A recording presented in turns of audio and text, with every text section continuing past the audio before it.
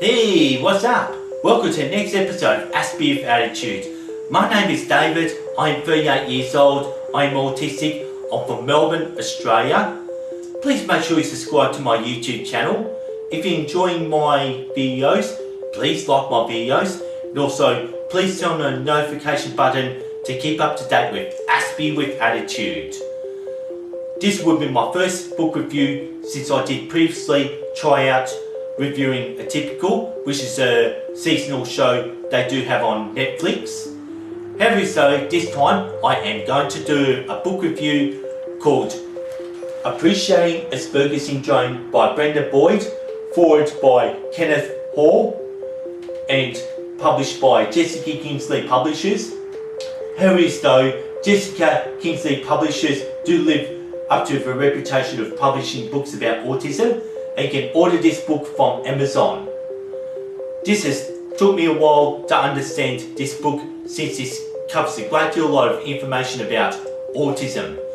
What I like about this book is looking to the positive aspect of being on the autism spectrum, and this has all the upside of being on the autism spectrum.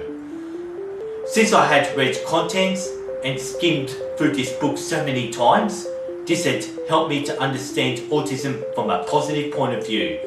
I was able to use the contents for my 30th episode when I talked about depression, and also I did use the contents when I was talking about feeling different for episode 31, which I'll, in the end, in the bottom, leave the thumbnails if you haven't yet seen these episodes. This book does accurately compare the difference between the neurotypical and to those who are on the autism spectrum, as I give you a closer look at one of the diagrams that are illustrating this book.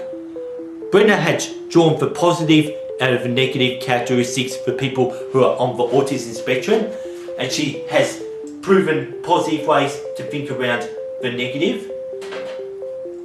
And this had helped me out when I made my 30th episode, which is on depression.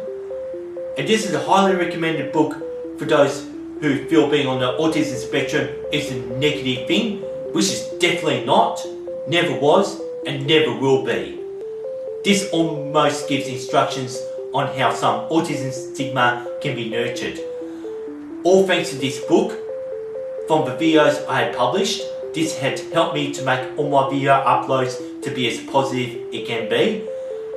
This book uses the term Aspie, referring to people who are professionally being diagnosed with the condition. This book recognises that people on the spectrum have different thought processes.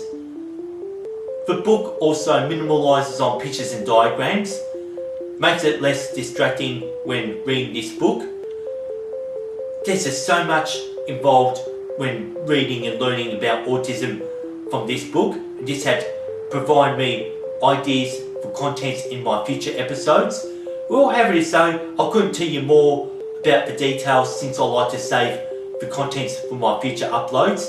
And I would highly recommend this book because I can read this book from cover to cover and still learn more and more about autism. Just so much detail has gone in this book of over 200 pages. In regards to this book, I must give it 8 fidget spinners out of 10 fidget spinners. I am going to acknowledge this book for each and every episode I make using the context and concrete information to allow that Brenda Boyd has all the credit. She even keeps a checklist to draw a picture of a person who is on the spectrum, which I can definitely show you.